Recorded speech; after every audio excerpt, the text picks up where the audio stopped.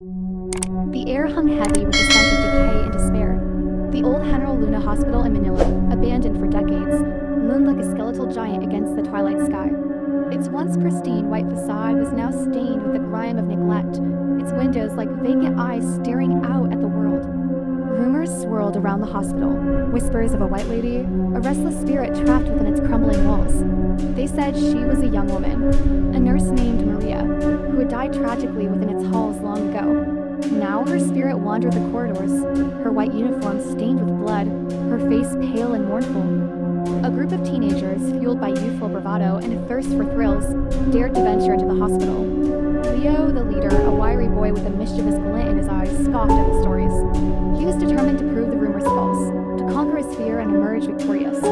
He was joined by Maya, his childhood sweetheart, always the voice of caution, Mark, the quiet observer, and Rena, the fearless one, always ready to face the unknown. As they crossed the threshold, a wave of cold air washed over them, sending shivers down their spines. The silence was deafening, broken only by the creaking of the old building and the occasional rustling of unseen things. They cautiously navigated the maze of corridors, their flashlights cutting through the darkness, revealing peeling paint, dusty furniture, and remnants of a forgotten past. A faint, sweet scent, like lilac and something else, something metallic, led them to a room at the end of a hallway. It was the operating room, its instruments still gleaming in the dim light, a chilling reminder of the pain and suffering that had once taken place within its walls. As Leo approached the table, a sudden gust of wind slammed the door shut, plunging them into darkness. A blood-curdling scream ripped through the silence, followed by the frantic pounding of Rena's heart against her ribs.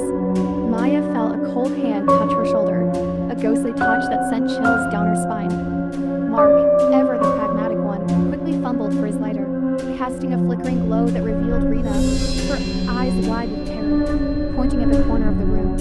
There she was, the white lady, her figure shimmering in the darkness, her face a mask of sorrow, her white uniform stained with a crimson that seemed to bleed into the air around her. The teenagers, paralyzed with fear, could only watch as she glided towards Rena, her presence growing colder, more intense.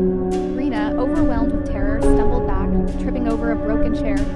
She fell, her head hitting the cold floor with a sickening thud. As the teenagers scrambled to their feet, the white lady vanished, leaving behind only a chilling silence and the faint scent of lilac and blood. They rushed to Rena's side, their hearts pounding in their chests. She lay still, her eyes closed, her face pale as snow. They called out to her, their voices trembling with fear, but there was no response. Rena, their friend, their fearless leader, was gone. The teenagers, haunted by the experience, fled the hospital, their youthful bravado shattered. They never returned, forever scarred by the encounter with the white lady, a chilling reminder of the dark secrets that haunted the Heneral Hospital. The hospital, once a place of healing, now stood as a testament to the tragedy and sorrow that had unfolded within its walls. The white lady, a symbol of grief and loss, continued to roam its corridors, a haunting presence that would forever be etched in the memories of those who dared to enter.